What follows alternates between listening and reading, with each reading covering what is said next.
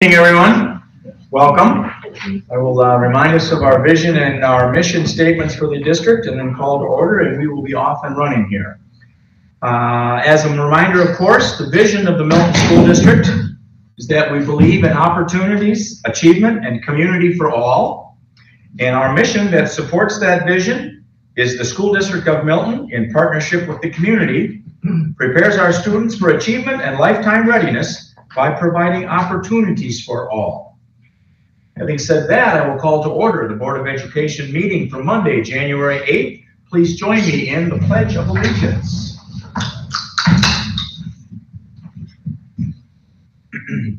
I pledge allegiance to the flag of the United States of America and to the republic for which it stands, one nation, under God, indivisible, with liberty and justice for all. Okay, our agenda, Rich, do we have any changes? No changes to the agenda. I move to approve the agenda as presented. I'll second that. Thank you. Rick's motion is seconded by Dave to approve our agenda. Questions on it? I see none. All in favor of approval, please say aye. Aye. Opposed? Thank you. Minutes. Our previous meeting minutes are included in board docs as usual. I would move to approve the minutes for the regular meeting held on December 11th, 2023 as presented. I'll second that. Dave's motion and seconded by Tracy to approve the minutes from last year. Great. See what I did there? Yeah. Motion on the floor to approve the minutes. Questions on those? All in favor, please say aye. Aye. Opposed? Thank you. Likewise with the vouchers. I'll move to approve general checking account vouchers totaling $1,010,284.75 as presented. Second. Thank you. John's motion is seconded by Rick to approve our checking account vouchers in the amount he enumerated. Questions on the vouchers? I see none. All in favor of approval, please say aye. Aye. And opposed? The vouchers are approved. Okay, public comment is next. We have one resident, community member that wants to speak to us. Heather Moore. And it says calendar instruction and superintendent contract, I'm sure that means. Welcome. Happy New Year. Always good to see you guys on a Monday evening. I first of all wanted to bring it to the board's attention that many of us full-time working parents, dual household working parents, the early dismissal on Mondays is really difficult for childcare, especially if they're under certain ages, elementary, intermediate. I would strongly encourage the board to look at other alternatives than the 1 hour early release, just because it is difficult for us working parents to try to do that, especially us working parents that don't work in the Milton area, the Janesville area, or the Port Atkinson area. It makes it difficult for us to try to commute or adjust our work schedules to be able to do that. And it honestly has become more of an inconvenience since its inception. We do know other school districts, I'm familiar with other school districts that have put this in place, and they are now rescinding it. They were doing it first hour of the morning, I think it was a Wednesday morning. They've now rescinded that, and I would strongly encourage the board to do the same and look at other alternatives to try to figure out how to give teachers the collaboration time that they would like, but also help working families, because it does get difficult when it comes to childcare. The other component that I would like to bring up is the superintendent contract. An extension. I obviously am not in the behind the scenes closed doors. I don't see the surveys that have come in that you guys have been able to see.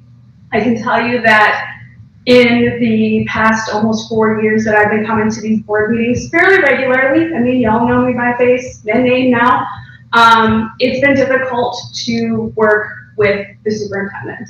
I have come to meetings, I have tried to meet with Rich. He had sent me an email after the last board meeting. It took me a little bit to get back to him because my job was absolutely crazy. I did respond back to him on December 20th. Mr. President, you were CC'd on that. I have yet to get a response. So I strongly encourage this board. I may be the only member of the public that comes to these meetings. I may be the only member of the public that probably talks a lot more at these meetings. I don't know what you guys get as far as emails, because I'm me, and I'm speaking on behalf of me and my children and my family. But I also do have members of the public that do come and talk to me because they know I'm at all of these meetings, or that I'm following up and watching these meetings. My husband is one, I think at the last meeting, of 3 people that were actually watching it via the web.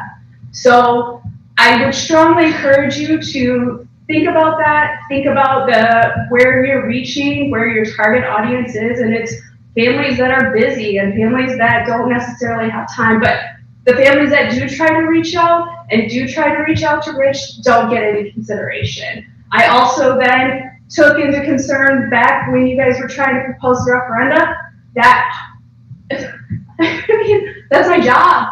And it almost cost the district a lot of money.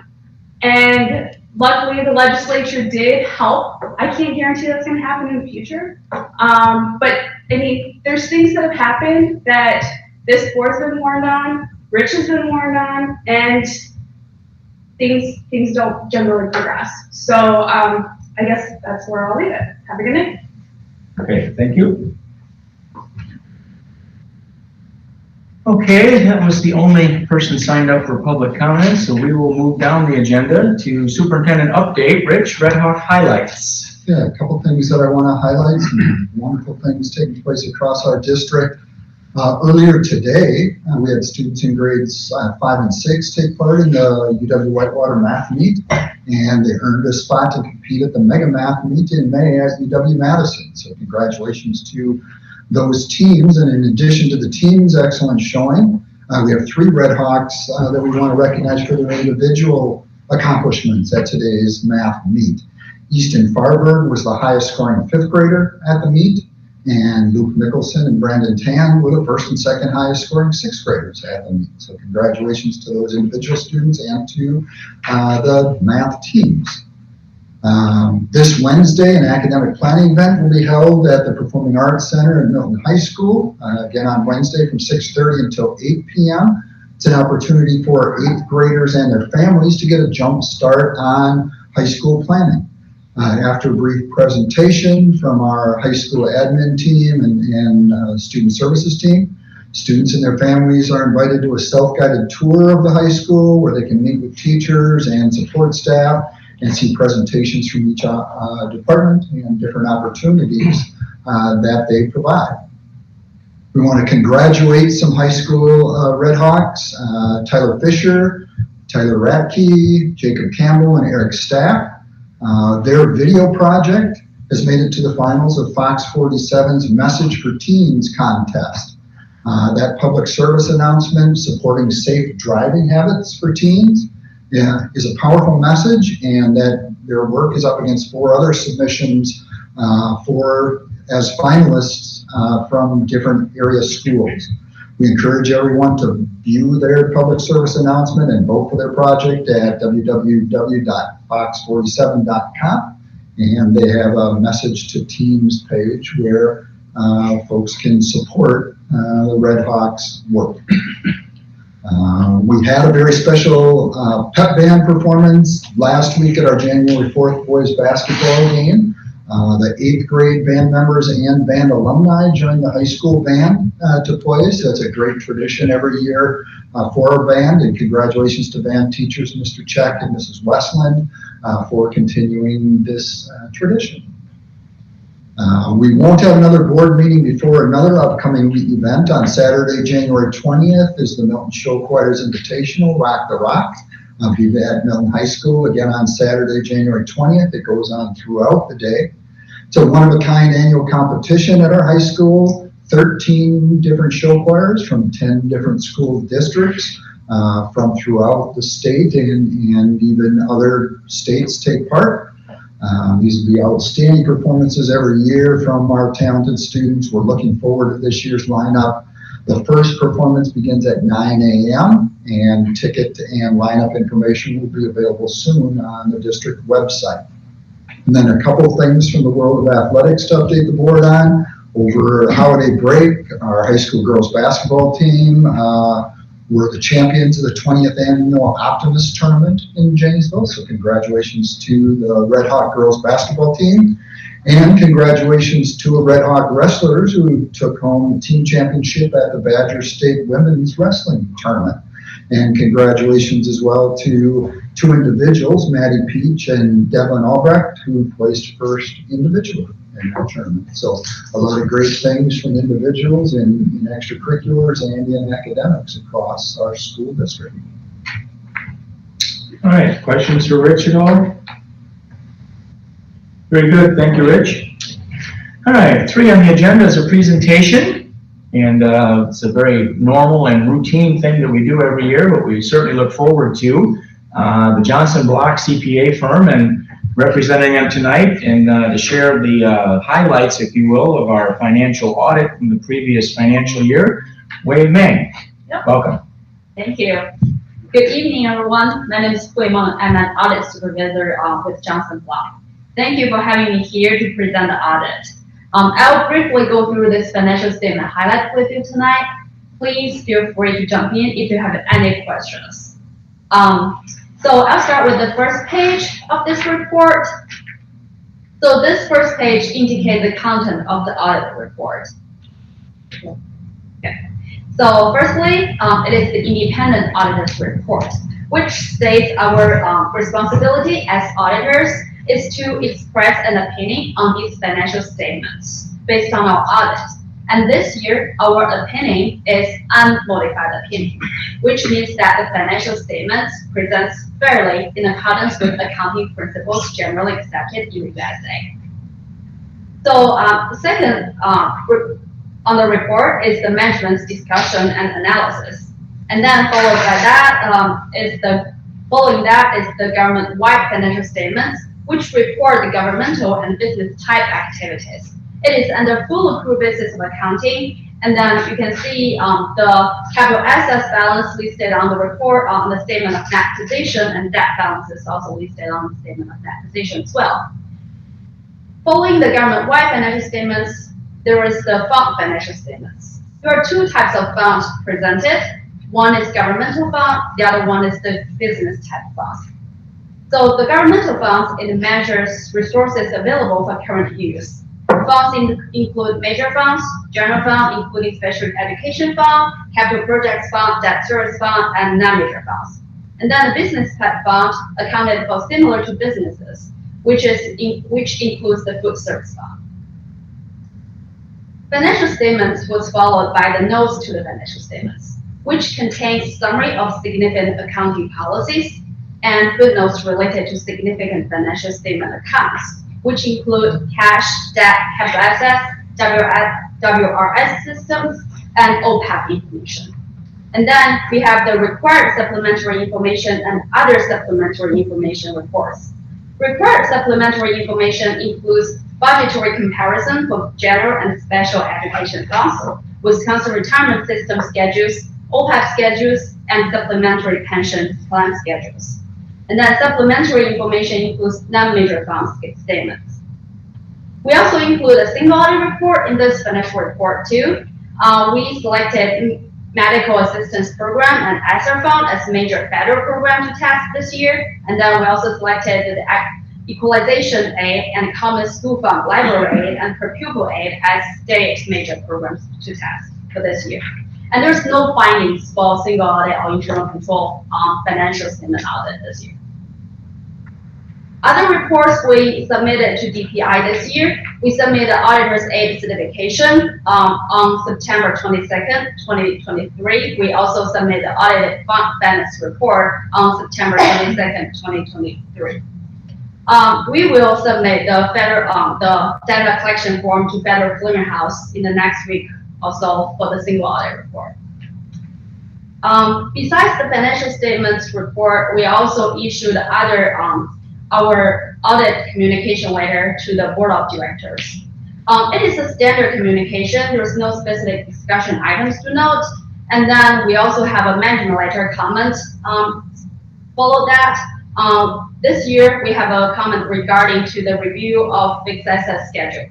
So during the audit, we identified some discrepancies in the fixed asset schedule provided to us. We recommend the district to kind of review the fixed asset schedule thoroughly to ensure the accuracy and completeness of the fixed assets listed.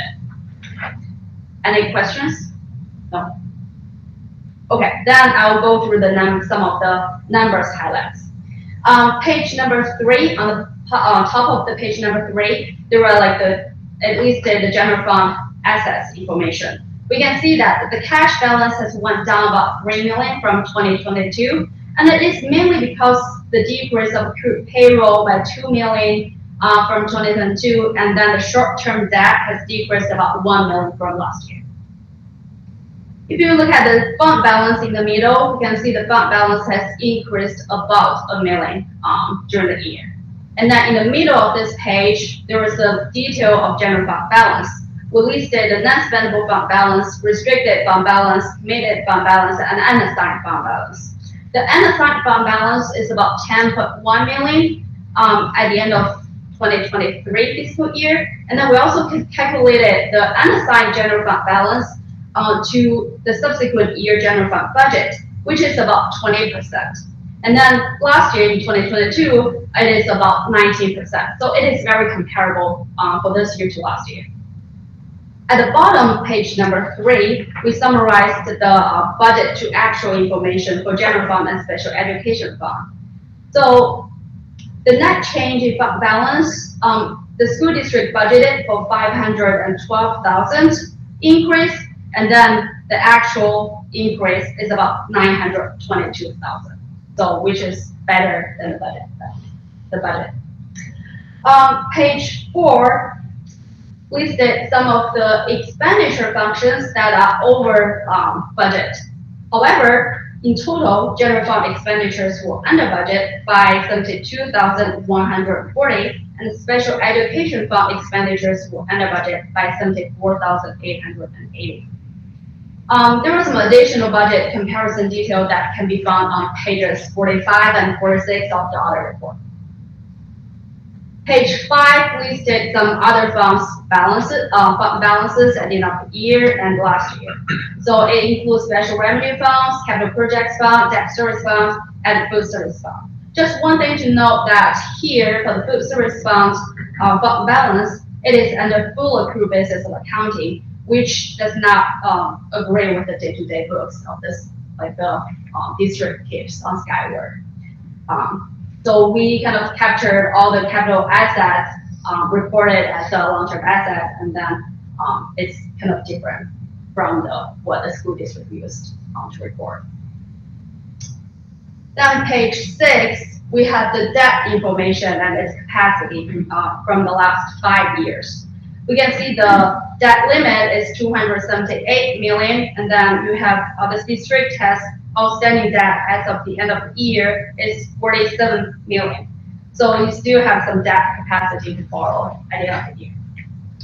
Page 7 and page 8. Page 7 listed the 5-year historical data of the general fund and debt service expenditures. And page 8, just the same information, but it's just in a pie chart for the last 2 years. Page 9 is the general fund revenue in historical data for the past 5 years, and page 10 is the pie chart information for the last 2 years for the general fund revenues. Page 11, you can find the detail of this information on page 2 of the report. It is just report the net cost of each activities for each function of the last year. And then the bottom is just a comparison that shows the 2022 information, which kind of just as a reference for you to do. Any questions?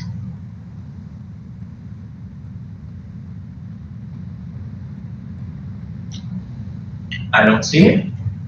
Sorry, where do we find the full audit report? Is that posted on the website? I believe so. We send it to. After tonight, okay. Sorry, so when I was looking for the audit, like I was going through, I was like, I don't see 60, okay, thank you. Anyone else? Mrs. Rich, go One ahead. thing I want to share is I just want to thank thank everyone who's involved in both the audit, but also our in-house finance department for the work that they do throughout the year to make sure that our books are up to speed and with the audit results. Yes, I would like to thank them too. They, with their help and assistance, the audit went very smoothly. And we can issue the single audit report together with the financial audit, which is, Very good. Thank you, Wei. thank you. Thank you very much. Have a good night. All right, that takes us down to 4 Policy Committee. Rick will update us on what they've been up to. Okay, the policy committee met last week on January 4th. As always, a list of Neola and other policy updates is included in board docs. There are quite a few new policies included in this update. Policy 164 meetings is a new policy which replaces 4 older policies and now incorporates all the information about meetings into one single policy. Policy speaks to how often the board meets, how special meetings can be called, notice of meetings, and also allows board members to participate in meetings virtually if necessary.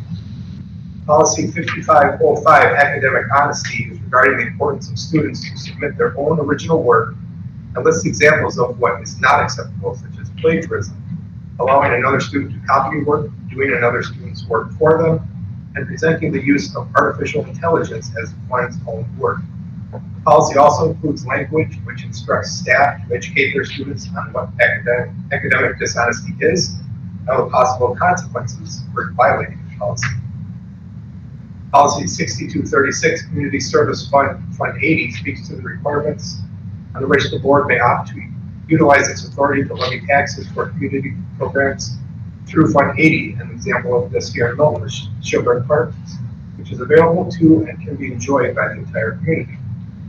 Policy 6325, procurement of federal grants and funds, now contains updated language of the current federal guidelines, which must be followed in the bidding process whenever federal funds are being spent by the district.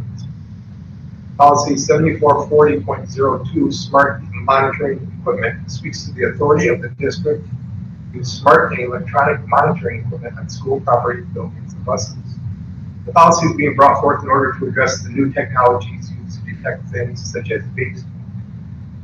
Policy 8500, food services, has some revisions regarding the dietary modification requests that are made for students. These modifications must be made at the request of a state-authorized medical authority. Policy 8700, nursing mothers, now has also been updated. It previously pertained to only non-exempt employees, but now the requirements are in effect for all district employees. Does anyone have any questions about any of the policies listed? Okay, we'll be bringing those forward then the next meeting for second reading and approval. Okay, very good. All right, thank you, Rick. All right, new business, let's see, letter A on new business is drawing of lots for ballot order for spring election, April 2nd, 2024, just around the corner. We have 4 folks that are submitted candidate papers and whatnot. That would be Jennifer and myself, and Annette Smith, and Daniel Hubert, correct? Okay, so we're going to, and let you have those in the box as I expected, Carly? Okay, so we're going to ask Miss Sarah, because you sat too close to the front, to come up and help us. And Carly will write down the order in which you pulled those names out of There's the a box. piece of paper with each of the 4 candidates' names, and the first one pulled will be listed first. Yep. And in order. So powerful.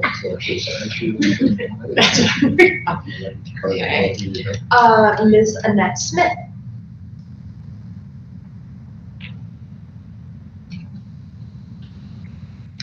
Mr. Joe Martin.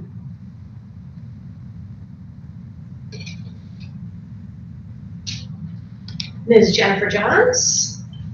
And Mr. Daniel Hubert. Sure.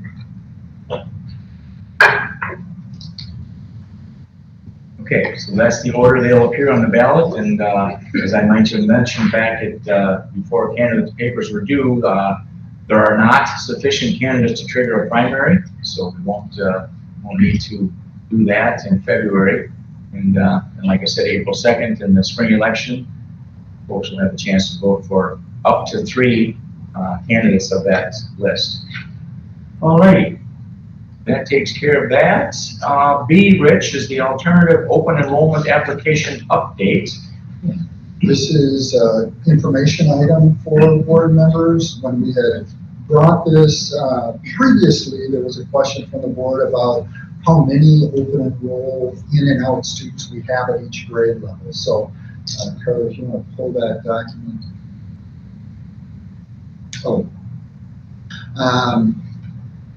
In general, we have, so far this year, there are 43 open enrollments in and 45 open enrollments out over the course of this year, from July 1st until now. And then overall, we have 418 open enroll-ins, and this is as of January 2nd, and 387 open enroll-outs. And one of the things that really stands out is that we have pretty large numbers of open enroll-outs are at our higher grades, at grades 9 through 12. So we anticipate over the next few years, as many of those students that are open enrolling out are graduating out of the system and they wouldn't be included in the open enrollment status, that difference between open enroll-ins and open enroll-outs to continue to move in a positive manner for our school district. Rich, would it be fair to say that the numbers in those higher grade levels have been open enrolled out of our district for a number of years, maybe even since they started school? Yes. So that's what we're talking about. As they matriculate out, then we'll get less numbers. Gotcha. All right, questions on that? As Rich mentioned, that's kind of an FYI type thing. And then the next one is less that and is more of a possible action item. C is discussion and possible action on the 2024-25 open enrollment space limitations. This is a policy event for us. So, Rich, you want to give the background here? Yeah, policy 5113, open enrollment program, is listed in board docs, and Carly has it posted. And as part of that requirement, if you look in the second page under full-time enrollment, part A, during a January meeting, the board shall establish the availability of space by determining the number of regular education, special education spaces in the school's programs, classes, or grades. I won't read through the rest of that, but annually, every school district in the state, if they want to set space limitations for the following year on open enrollment at any building or level or program, need to do that in January. We, over the past few years, have not put any space limitations in place for the following year. We're bringing a recommendation that we not set space limitations for the coming year, but it is something that we would want to and do continue to take a look at on an annual basis. So there's a recommended motion listed in the board docs. So Rich, there's no risk of maxing it in one of our schools? We're not at a place where it should cause any problems. No. I'll make the motion to not set space limitations for 24-25 open enrollment at any building level or program. Second. Thank you. That was Tracy's motion, seconded by Rick. As you just heard, to not set space limitations for this coming year's open enrollment at any building level or program. Questions from anyone on the board? All in favor of approval, please signify with aye. Aye. And opposed? Clearly passes. Pushes us down to D, and as Chris is making his way up with Julie, this is discussion and possible action on a 1.0 FTE math interventionist and 1.0 FTE reading interventionist for the remainder of this school year at Milton Middle School. Go ahead, Julie. So as you saw in the memo, for the rationale is to have a reading and math interventionist that will support our middle school scholars. We have done a lot of our data dive around how many of our scholars who really could use additional intervention. And we have really spent the first half of the year utilizing the current staffing. And what we are discovering is we need more additional to be able to reach more of our scholars when it comes to the intervention that they need in order to make the progress that we're hoping for as they progress into the spring. So we're asking for the remainder of this school year to have an increase of allocation for a reading interventionist and a math interventionist. Julie, question.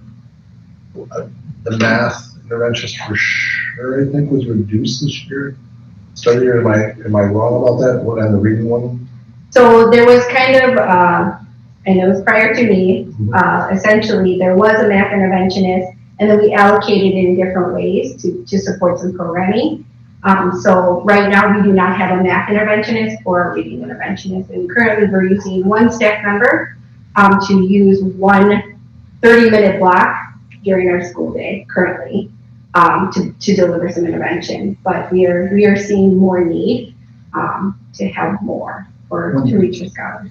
One thing that I want to share that to make sure there's some clarity in, I think you were speaking to district-wide reductions, and Julie, I think some of your answer was more specific to at the middle school. Okay. But we did go through some budget reductions for this current year. If you recall, after the referendum failed in April and the legislature had not set the budget yet, and then had the act where districts with unsuccessful referendums were not allowed to access the full $11,000 revenue limit, is the time that we finalize the current year's budget. So the availability of these funds are because the legislature and DPI then did give us notification that we would be able to access the full revenue limit. As you recall, at a previous board meeting, we talked about using those funds for one-time sources for this year, and mainly around facilities projects. And there were two benefits to that. One is that it allowed us to get some of those facilities projects completed while we have the available resources, but it also didn't tie us into long-term use of that revenue if we need to make reductions down the road after this year. So both of these proposed positions are only for the remainder of this year. If the school, or working with Julie and with Chris Tukendorf in HR, make a decision that this would be something that would be valuable for future years, then we'd have to look at how do we make that commitment with available resources. So it may be making decisions about how our school utilizes their staffing allocation down the road. Yeah, that's where I was going next, Rich, so thank you for that. I just would encourage us to, I'm very supportive, so not that, but if we had a math interventionist, we lost a math interventionist, now we need a math interventionist, I would encourage us to look at that long term and see what we're going to need for the future. If we need it, let's have it. Let's find ways to sustain it. Another thing that we've really done that I think plays an important piece in this is we've really focused our intervention work in both reading and in math at our early grade levels. I mean, there's a lot of research that shows that the best time to intervene with students who are struggling is as early as possible. So we've sunk a lot of our both reading and math support for students that are struggling into our elementary schools. It's not unusual for school districts to have reading and math interventionists at the middle school level, but with our tight resources, it hasn't been something that we've been able to do, and we have an opportunity to do that now for the rest of this year to get a taste of how much impact that can have. So I have a question, and supportive of this, but how is it going to be determined which students are going to need the interventionist, and how is it going to be addressed to say, is it successful or not? How are you going to monitor that? So we look at data, so we'll be looking at a lot of different data, whether it's the Wisconsin Board, whether it is the iReady. So we have a lot of iReady data now that we can look at last spring to fall to our winter screeners, where they'll be completing this week. So there's a lot of different things, and then there's a lot of players who come into that table to have the conversations around who could really benefit, and really looking at that threshold of where are we going to spend our time for that intervention around our scholars who are scoring at a certain percentile. So We don't necessarily will focus solely on our scholars who are 25% or below. We may look at those bubble scholars who we can really get them to that proficiency where we're looking at some of those skills that they are lagging in and they haven't, their skills driving. Because the board wouldn't be taken again until It won't be taken until March, April. The results won't come out again until later in the Correct, year. so we would be looking at their previous board, To identify, but then success rate would be based on the iReady scores. essentially, along with other data points. Classroom, Yep, classroom assessments. Formative assessment, summative assessment, so it'd be a combination, we don't look at just one data point, we look at a lot of different data points. But I think piggybacking in your thought, I mean, for and again, I'm for this also, but the specific students who are able to participate, is there a measuring stick for? These people have gone from grade level X to grade level Y kind of thing, because obviously at the macro level, that's good, but as far as the specifics, I think maybe I'm mischaracterizing what you're asking, but the specific students, was there going to be something that can be shown to say, you know, we were here, now we're here, or whatever the outcome is? If you're looking at proficiency bands around, especially by iReady, we can look at that of how much growth the scholars are making. So I think, but with intervention, you do progress monitoring. So that also gives us data of if that intervention is working. So essentially, we usually do probes each week when it's an intensive intervention to really collect the data that we need to show that that intervention is working. So essentially, the interventionist would be collecting data every week to determine if they're meeting those standards or benchmarks. And if they're not, then we have to switch the intervention. So that way we're meeting the needs of the scholars that we're serving. Would this be above and beyond special services though? So like from Julia's perspective, like would that like, so it's not like commingling so it's separate, it's completely separate from the services And some of that it might be pushed in, so I think we're gonna look at kind of programming, because we also don't want to disrupt the learning of the scholars that may be getting intervention. So it may be a combination where the interventionist is going in to provide that intervention in a small group while it's work time. So maybe pulling those scholars in small group, or it may be where some scholars may need that one-to-one, where they may have to do a little pull-out, where they're going to be doing more intensive intervention.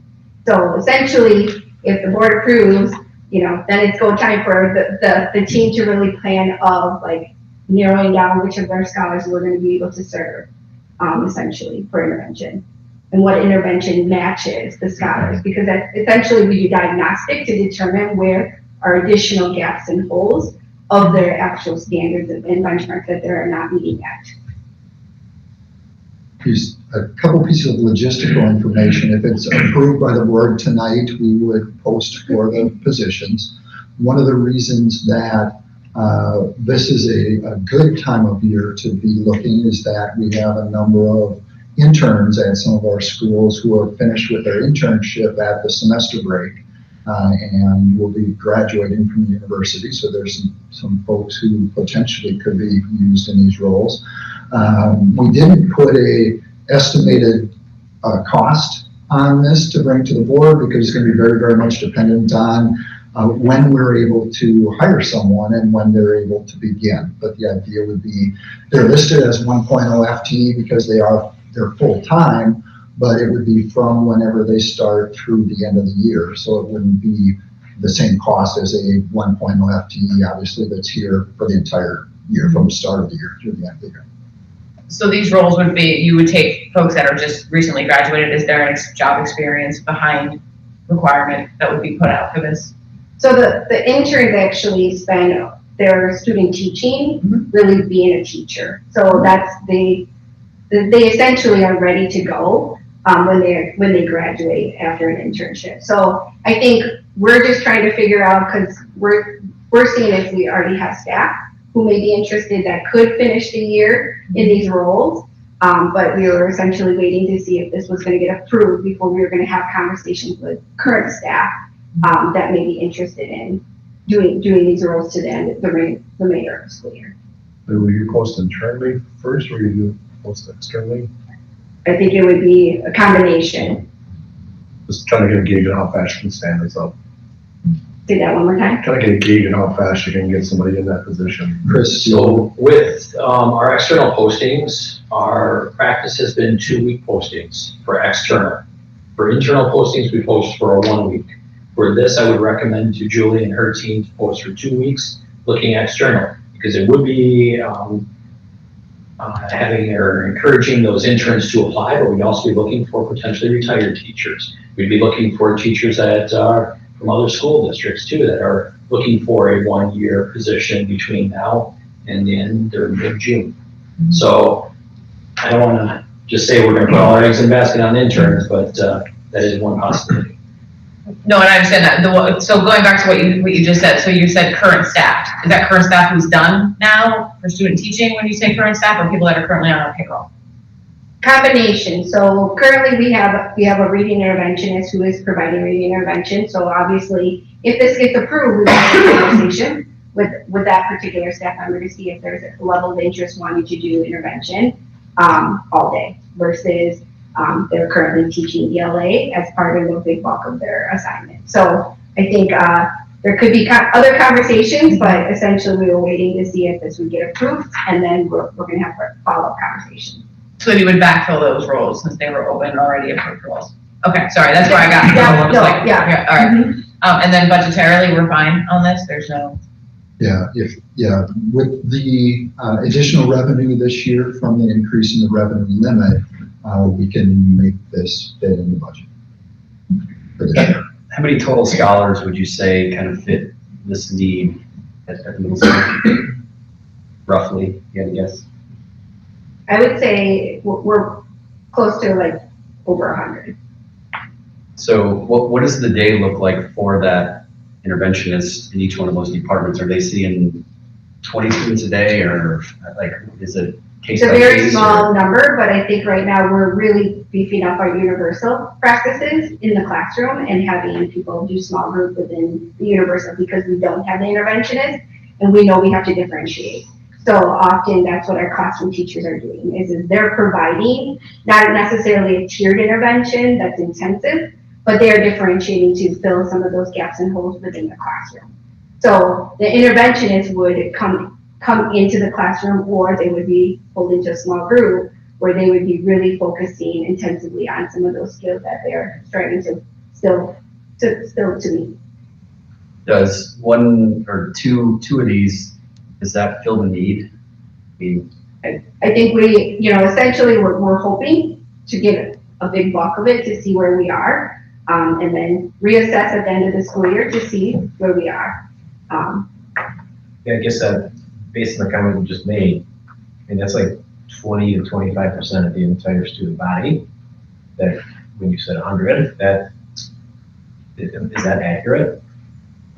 I mean, essentially when you're looking at the bulk of where they fall, receiving intervention. So when we're looking at our scholars that are scoring below the 30th percentile or 40th percentile, there is a big bulk of our kids that aren't necessarily meeting all of the standards that we need them to, based on the IRED. It's very dependent on where you draw the line of students that need the help and what they need the help in. So it might be students that need, in math, for example, it might be a student who struggles with geometry concepts and needs some boost in geometry concepts. But once they have that, they're at standard in other levels. So it might be students that don't need that assistance on every unit between now and the rest of the year. It's dependent on the topic area.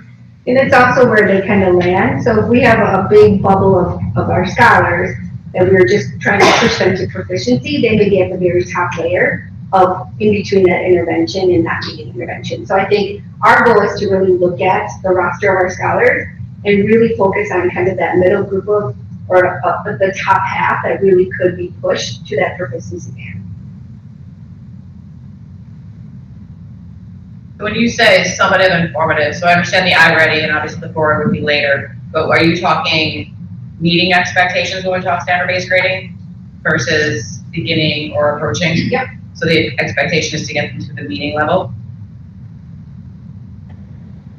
Chris, I have a little quick question. Do they have to hold a valid Wisconsin license for teaching? They do. Okay, thank you.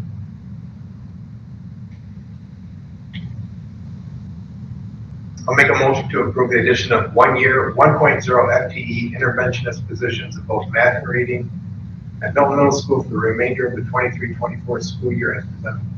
Second? Thank you. That was Rick's motion, seconded by John, as you just heard, to add an interventionist for math and reading at the middle school. Questions? All in favor of approval, please signify with aye. Aye. Opposed? I call that clearly passed. Thank you, Julie. Thank you. Chris. Thank you. All right, pushes us down to E, which is discussion and possible action on the number of instructional days for the 24-25 school year. Included in board docs is policy 8210. We won't go through that whole policy, but that's included because that policy around the school calendar dictates that the board shall determine annually the number of days when schools will be in session for instructional purposes. And so to meet that requirement in policy, we're bringing this proposal as an agenda item for discussion and possible action. When we plan our annual school calendar, there are a number of factors we take into account. We look at start and end dates, holidays, winter and spring breaks, parent-teacher conferences, the need for professional development and training time for staff. And we really look to balance that need for training time and professional development for staff with the desire for time in class to be as high as possible too. So we look for ways to meet both needs and work very hard to find compromised positions.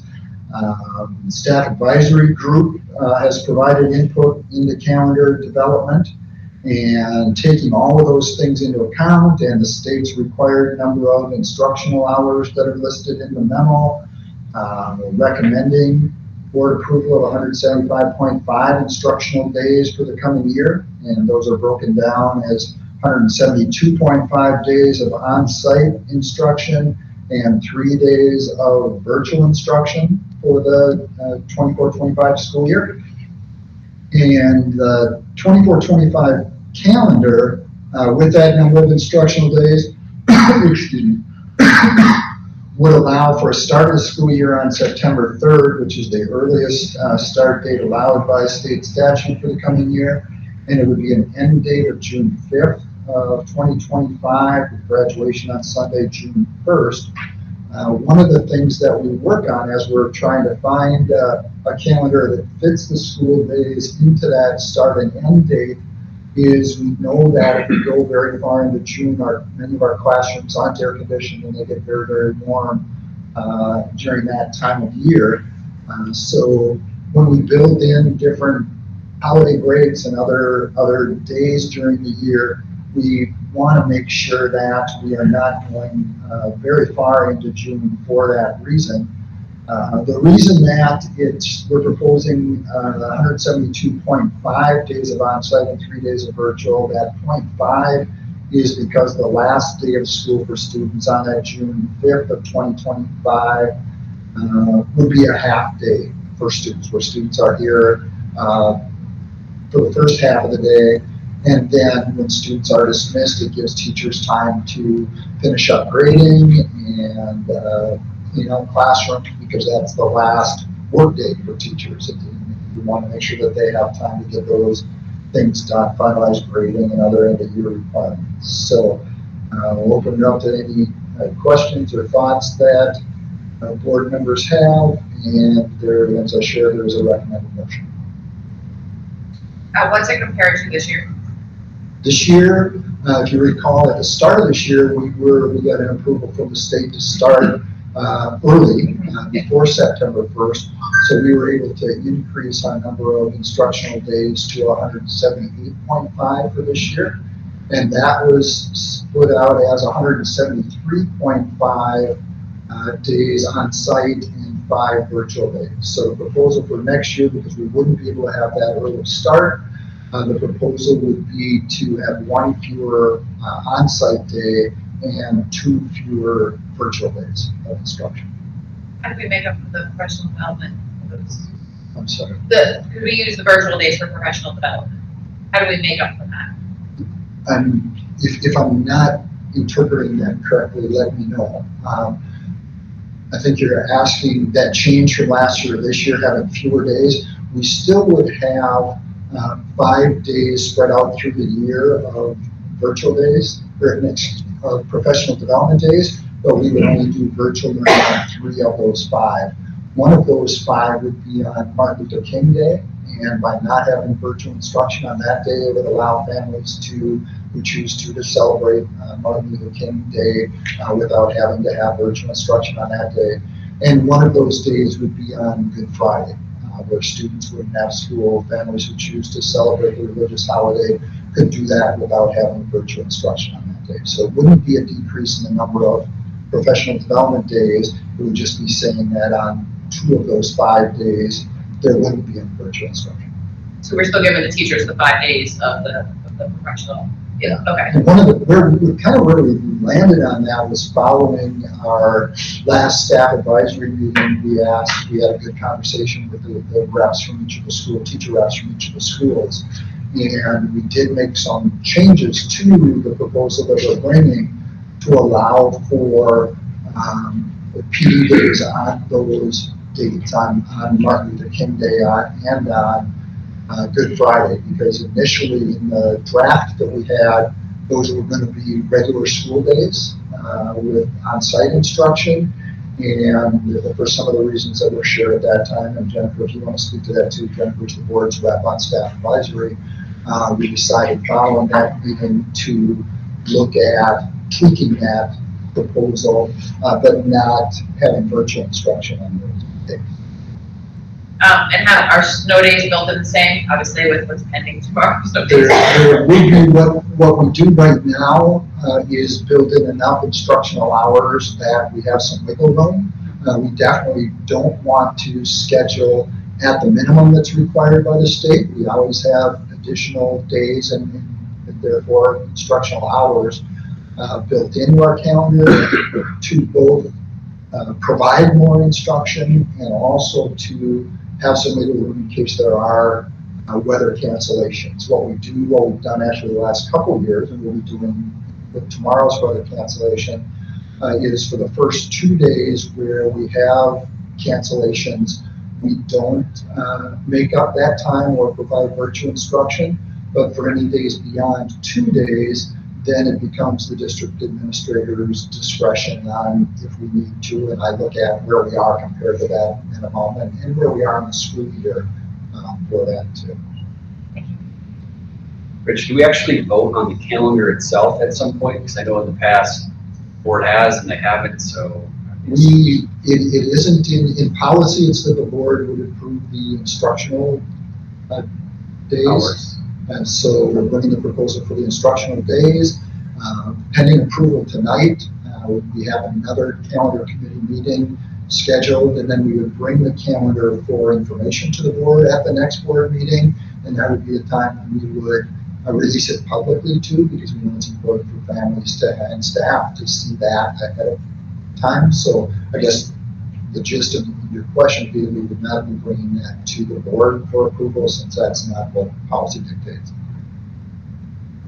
I kind of piggybacking your thoughts, Tracy, I don't have any issues with staff development thing. Not even that, although I'm glad to see the number of virtual days is going down. I just think kids are better in person. Better in person, so I'm glad to see that number as well. And just as our history has been that we've had anywhere from 170 to last year we had 173.5 on-site days.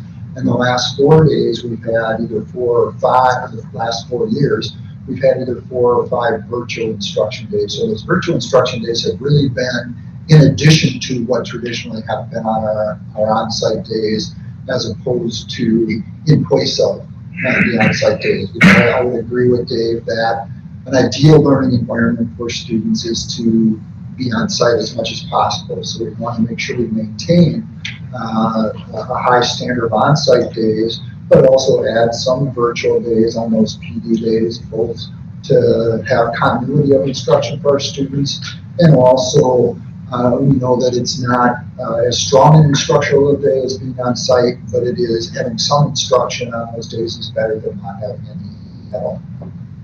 And I'll just briefly, again, staff advisory, it was a great discussion, and I think really kind of landed on a compromise for a fair amount of topics that were brought up in the meeting. And again, I would say kudos to the calendar committee. This is not an easy task whatsoever.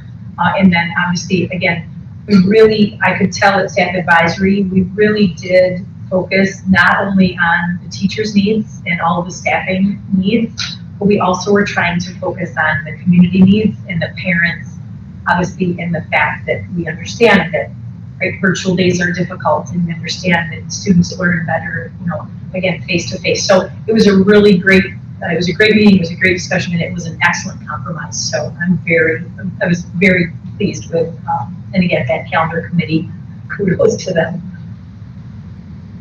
One last thing to add is that, especially for the newer board members, might not be aware that our contract with our teachers is for 190 days. So the 190 days includes teacher conferences, it includes all of our instructional days, it includes our workshop days before the start of the year, and in professional development days during the course of the year. So, and that's another thing that gets tricky to fit all of that in between the September start date and before our classrooms get warmer than we'd like them to be in our non-air conditioned schools. There's a lot of balancing that goes on. I move to approve the 175.5 instructional days for the 24-25 school year with 172.5 days of on-site instruction and 3 days of virtual instruction. I'll second that. All right, we'll get that down. Tracy's motion, seconded by Ed, to approve the recommended instructional days there that she listed in her motion. Questions from anyone on the motion? All in favor of approval, please signify with aye. Aye. Opposed? We will call that clearly passed, and thank you all for your hard work. I would echo the thanks for the calendar committee. That is a big lift.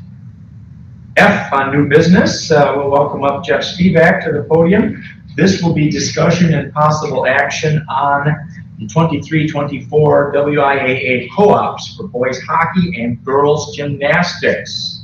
So as you know, we host two cooperative agreements as part of our athletic programming. The first one being girls gymnastics, in which we co-op with Edgerton. Long-standing co-op, it's been along for quite some time now. There is zero change to that agreement whatsoever, and we should move forward next year as we have in the past. The thing about gymnastics, it's a little different. Gymnastics operates on a yearly basis, which it has to be approved every year, which is different than other co-ops for some reason. So no changes, big picture, no changes to our gymnastics co-op. For hockey, we have zero changes. A year ago, we talked in depth, if you remember this at all, about the financial restructuring that we did after we did our cost analysis of pure pupil expenditures per sport. All that is going to remain status quo moving forward. The only possible changes to our boys hockey co-op is the addition of Whitewater and Elkhorn. They both reached out to me actually over a year ago, interest joining our co-op. We had to wait till this point because hockey co-ops operate on 2-year deals, basically. So that being said, those things still need to be approved by the Board of Education from Elkhorn and Whitewater. We're waiting on that. I think it's today, tomorrow, or sometime in the near future. I'm just looking at looking for action to approve the two co-ops that we hosted. Jeff, is the action to approve hosting those pending as you described, pending Elkhorn and Whitewater? So if Elkhorn and Whitewater boards determined to join, would our action tonight be that they would be part of that co-op? Yes. Can I suggest we table this? There's no content. I don't understand what I'm even voting on. Jeff, There's no content. Is there a pending deadline that we need board approval on this? Yeah, it is February 1st. So we could bring this back We to the can. second board meeting in January. Are there specific questions that you have, Dave? Or do I you just guess need more I just don't know information? what I don't know. I mean, there isn't anything there, so I'm moving to approve something as presented, but there's nothing presented. One thing I'd like to see is the numbers for our current hockey team, like what the Milton athletes are, and then what the total numbers are, and then what those two districts would bring. I mean, are we gonna be cutting possibly our students out of that program because we now have more numbers? No, Do we know roughly what the? yeah, I can tell you numbers right now. So let's say in 2021, we had 21 athletes and we had 12 Milton athletes participate in hockey. 22, 23 total athletes with 12. This year we have 21 total athletes with 12 Milton athletes. And that projects to be the same next year. With the addition of Whitewater and Elkhorn, we could bump our total participation up to, we're looking high 20s from low 20s. Why this is hugely beneficial is that we can add a JV team. So we have plenty of kids that are on the roster that don't get an opportunity to play.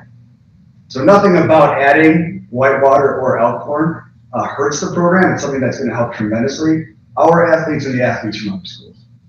Jeff, what does that do financially though? Again, so, I mean, are those two schools going to be charged the same? What, I mean, I guess, Yes. like Dave said, we don't really have anything to view. Yeah, and I apologize for that. I figured since it was going to remain status quo that. Well, but it's really not, if we've got two more. Yeah, no, I teams. thought about the financial stuff. And I never provided the participation data in the past. If that's something you want, I can do that for the next meeting. I've never voted on anything here that I had no contact with it. And I voted tonight again. I just have one question. It says 23, 24. Are we doing not 24, 25? Because isn't hockey going on right now? Yes. So this is the 23-24 cycle of co-ops. That's when the voting occurs this school year for the next. I just, Jeff, real quick on the, Yeah. on the enrollment, you said, around a dozen for hockey, boys versus girls? What's the? This is all boys. This is only boys. So we do not host Girls, the, yes, I read that. Yeah, separate. we do not host the girls co-op the way Memorial does. For girls' participation, we've looked at anywhere between 0 and 3. Would it, my suggestion, would it be timely enough to bring this back to us at the next meeting with the numbers that some folks were looking for here? If we get it approved, our meeting is 8 and 14, the 22nd. Is that timely enough? Yeah. We don't have to table anything. There's no motion on the floor. So if we could just bring back a little bit of the support data here, I think it's a continuation of what we're doing. So I would assume. Can we talk through what data board members would like so that Jeff can put that together? I guess, again, it's not clear to me what we're even voting on. Are we just simply saying the programs can exist? Are we saying they could exist under some parameters that aren't outlined here? Or are we saying there's some cost structure attached to it? Are we saying we're changing the agreement that's in place today to add additional schools? I can't even enunciate to anyone what we'd be voting on here. I think in the past, we've had a copy of the agreement. Yeah. You know, like with the schools listed. I think that's kind of what Dave's getting at. So a copy of the agreement, some financial information. I have a question about some financial, what that would look like financially. If we're adding more athletes in the JV program, does that create more expense for our district, or is that spread out, or? Yeah, like How does coaches, like, are we hiring a JV coach? No. What it does is it also injects money into the program. Our cost is what it is regardless of the amount of participants that are in the program. Like if we get ice time, we don't get charged per athlete on the ice. So the more athletes that are actually participating, it lowers the cost directly to our district. Does that make sense? Just real. Yeah, we'd like to simple see stuff. that, Yeah. that's great. Yeah, if we get a bus, it doesn't matter if we put 20 kids or 28 on it, the bus costs $400. Because at the end of the day, if we were to vote on this tonight, this passing presumably would be attached to something that we passed, but we don't know what it is that would be attached to at this point. So just so that we could say, this page full of words that say something was voted on and accepted presumably by the board. What I'm hearing is a desire, when we put this on for the next board meeting, to have a copy of the actual agreement and information on what we anticipate would be the number of participants and what that means financially. Does that meet the board's needs? Jeff, would you be able to say that? Can we clarify what that means financially? I can tell you what the financial terms are. What more financial information does the board want? Jeff, we don't have anything. We are literally voting on nothing tonight. What do you want us to approve? Show us what you No, want. I'm asking the question. What do you And want? I'm telling you what you need to provide us. What is it you're asking us to approve? There isn't anything in the agreement, there isn't any financial information. So I think Jeff's question is around, the financial information is separate from what you'll be approving. So he wants to make sure what he's putting together for the board meets, what the board is asking for. I guess for me, if our budget for the boys co-op hockey team is X dollars, if we add these other two schools, does it stay X dollars? Okay, that makes sense. I can, Or does it, are we? But you don't know how many kids are gonna be. but we know, I can, I mean, give you them have a projection and we can Yes. play the projection game, and that's fine, and I can give you the best idea that I have. It's the nature of the budget. We pass a school budget not knowing how many Yeah. kids are gonna be there next year, but we have a best guess of what it's going to be. Like I said, we don't even know what we're approving in this motion today, so what do you want us to approve? Present it to us, and then we can take a vote on it. Is it, the program should exist, yes or no? I'm assuming that's not it, but I don't know. What language are we authorizing? I would suggest just the co-op agreement would be one thing that we would definitely use. Probably was the last year's board meeting. Just reference last year's board meeting this time if that was in there. Well, I do think we need to know though, again, is it a co-op without two additional schools now? I mean, because that makes a difference. So yeah, I mean, I think waiting, I'm not sure who else said it, but I think waiting to figure out are the other two schools gonna join would be great for us to know. Do you know when those other two schools have their votes? At their next board meeting. That's what I know. I'm not exactly They know the sure. timeline though, So if I come back to the next board meeting, you're gonna have all the information that you want. but they know the February 1st deadline? Yes. Yeah. Yes, they I do. think that's a good course. Let's do that. Okay. All right, thank you, Jeff. All right, that is the end of new business. Miscellaneous, A would be staffing report. Included in board docs as usual.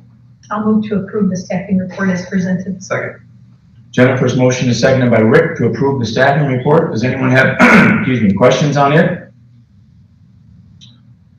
Please vote to approve with a signal aye. Aye. Opposed? That clearly passes. Gifts and donations. I would move to approve the gifts and donations with gratitude. Second. Dave's motion is seconded by Rick to approve the gifts and donations to the district with our gratitude. Questions? All in favor of approval, say aye. Aye. Opposed? That also clearly passes. Meeting dates. Mr. Dahman, what have you got on the horizon? We have, this coming Monday, a week from today, our data workshop on Monday, January 15th. That'll be at 6:30 here at district office in the PDC. We also have, next week, the Educational State Convention, State School Board Convention, January 17th through 19th in Milwaukee. Many of the board members are attending that convention. Our next regularly scheduled board meeting is on Monday, January 22nd at 6:30, 2 weeks from tonight. And the one committee meeting that we have scheduled coming up is an HR committee meeting on Wednesday, January 31st at 10 a.m. in the first floor conference room. Do we have that expulsion hearing coming up? Oh, yes, we also have an expulsion hearing. Is there a meeting? Let me double check on the time for that.